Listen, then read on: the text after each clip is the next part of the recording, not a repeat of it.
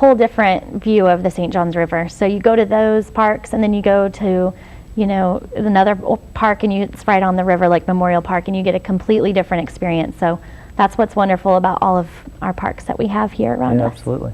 Do you want to show some pictures of? Sure, yeah. I think you brought some pictures. I brought some pictures of my favorite parks, which there's lots of them.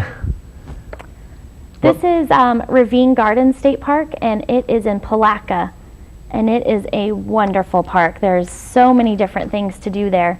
They have a driving trail and a bike trail. That's a little area down in the ravine where you can see there's actually a swinging bridge there that you can cross, and you can have a picnic there with your family. And I saw a green water snake when I was there, which I was so excited. So it's a really gorgeous park. And this is Springs Park.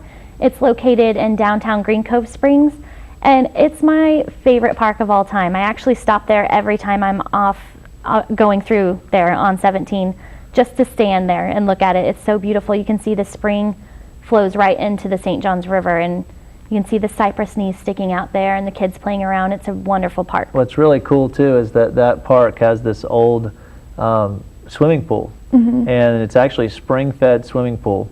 And the spring, then the swimming pool overflows and flows down into that little creek that flows out into the St. Johns. It really is. It's a great little park. It's easy to access. And another thing that's great about it too is the city pier is right next to this park. So there's this really nice dock that goes out into the river. You can fish, you can picnic. There's great pavilions and picnic facilities. So it's really a great park. I agree. Yeah, I always see people with their families having a birthday party and fishermen out fishing. It's a great experience going there, and I love that they took advantage of the 72-degree spring water. Yeah, and my son, by the way, he likes the playground. It's got a great little playground too. It does. All right, and this is Camp Chowanwa. It's in Green Cove Springs as well. It's off of Black Creek, and it's a really cool park. It's actually used to be a Girl Scout park, and so that tree house there was one of the cabins that the Girl Scouts used to use, and they have opened it up to the public, and you can camp there, and there's lots of trails and access to Black Creek. You can fish. They have a swimming pool in the summer, and they're working on a Girl Scout museum there too, which is really interesting. So it's a totally different park as well. And that park, there's, as you mentioned, you can rent those tree houses. They have cabins. They also have tent camping. Access to Black Creek, a great little access point where you can launch a canoe or a kayak. That is really a great park. And I think what was neat is to be able to show those three parks in particular are parks that a lot of people may not know about. As you mentioned, Duval County has the largest park system. We also have a lot of parks within that system that people are not aware of, and I think that's what's great about the book, is it's highlighting some of these areas that you may not have known even exist. And we actually had fun discovering them ourselves, and we're pretty knowledgeable about this stuff, but we found parks that we really weren't even aware of. Oh yeah, I had a blast biffing around the area and trying to find as many parks. One was down this really, it was a dirt road actually in Palatka, Williams Park, it's in here, but it's so gorgeous. You drive back there and it's all wooded, and you can see a little creek there that people are launching boats to fish at, and it was really gorgeous. But yeah, it was fun trying to find it. Yeah, it is. I'll tell you, one of my favorite parks, I went there with my family just a couple weeks ago, is the park that's Alpine Groves Park, which is in St. Johns County, and that is actually on the St. Johns River, and that is just a wonderful park. It used to be someone's homestead. It was donated to the county, and now it has this wonderful high bluff along the St. Johns River. Has little swings. You can sit there and look out over the river. They just built a new dock that goes out into the St. Johns. You can launch a canoe. There's historic buildings, so it's also a historical park. And again, a great kids playground too, which Eli just absolutely loves. So. And they have a butterfly garden that's really well labeled, and we saw Gopher Tortoise Burrow when we were there. So yeah, that's a great park too. That's great. And speaking of wildlife, I think that's another section I really think makes this unique. It's not as comprehensive as maybe an Audubon wildlife book, but our goal was, we really wanted to feature common plants and animals that you may actually see when you go to some of these parks. I think a lot of folks, including me, that we don't know that much about what we're looking at. And so this is hopefully going to help you identify some of those species and learn a little bit about them. And I laughed because I remember I kept having to cut down the species. We have such a biodiverse area of all the different plants and animals, so it was really hard for me I could have done a book this thick with all the animals. So well, and Kelly actually did a lot of the work on this section too. This is really a lot of credited to you, because Kelly is a scientist by trade, and I remember when I first got the list of all the animals, I told Kelly, we're going to have to cut this down because this book is going to be 2 feet thick. But I think we did narrow it down to really some of the more common plants and animals that you really might have a good chance of encountering when you're out on your journeys. And that's really what we kept in mind, because of course I wanted to include everything, but it's important to include what people will actually see when they get there, and so we wanted to make sure to cover that. And so while we went to the parks and researched those, we wrote down actually what we saw, and that's kind of what we used as a guideline for the wildlife section.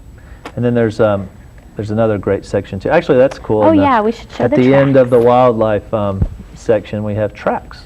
Yeah, when you're along the river or tributary and you're on the muddy banks there, you usually always see tracks. So we thought it was important to include that and show the difference in them. And I always love seeing the snake tracks because they're so just little slithers, something you don't think about, but is really neat if you get the chance to see.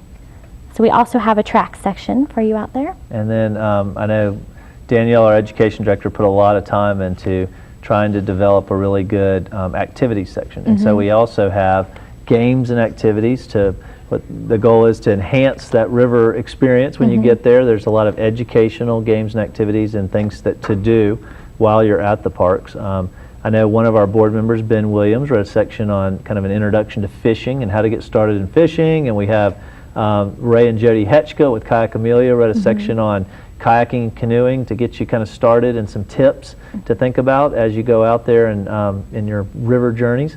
And we also have a great resource section.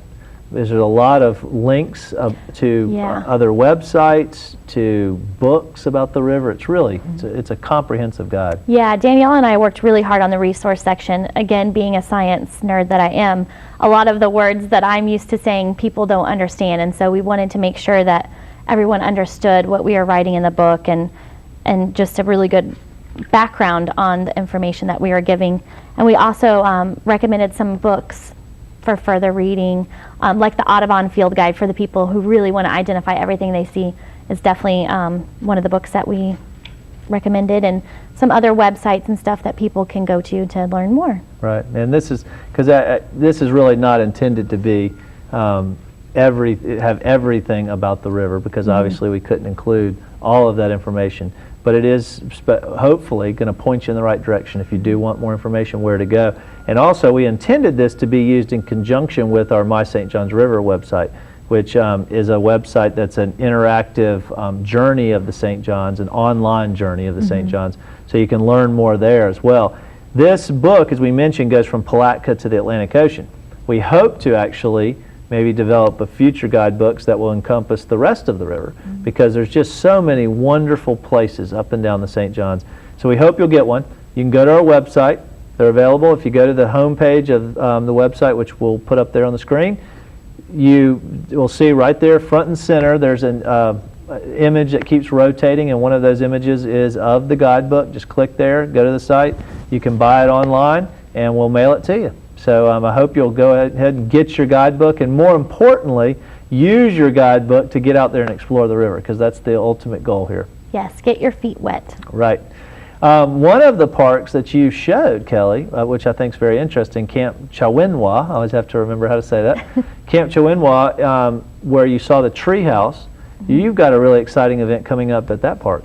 Yes, I am so excited. We are doing a first Riverkeeper camping trip.